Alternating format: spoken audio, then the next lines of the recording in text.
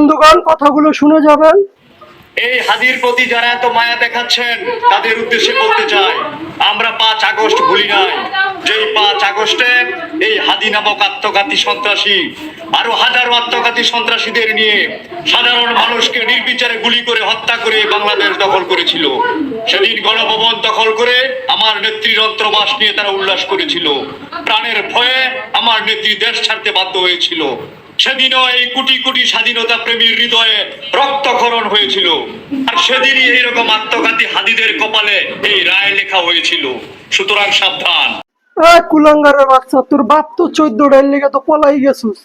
দেখ, দেশ নেত্রী বেগম খালেদা জিয়া, দেখ তোরা যেই অত্যাচার করছস, আজকে এই যে অসুস্থ সে, এই অসুস্থ তো তোরা করছস জেলখানায় রাইখা।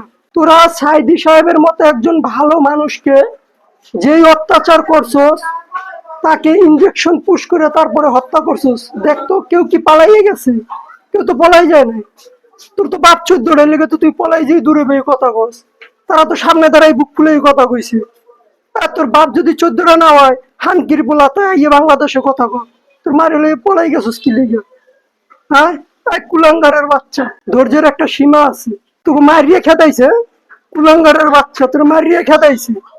তোরে তো পাইলে তো ফিসে আলাইতো, কুলাঙ্গারের বাচ্চা, তোরে পাই নাই। আরে আমাদের দেশের প্রশাসন ভালো না, নাহলে ওর মতো কুলাঙ্গার কিভাবে পালাইয়ে গেল? ওর মতো একটা খুনি কিভাবে পালাই গেল এই দেশ থেকে? আমাকে প্রশাসন ভালো না, 5 টাকা পাইলে ছাড়া দেয়। এই প্রশাসন দিয়ে দেশ চলে না। তাই অবশ্যই আশা করি প্রশাসন ঠিক হবে, 5 টাকা পাইলে ছাড়া দেবে না, ন্যায্য এবং ন্যায় বিচার করবে।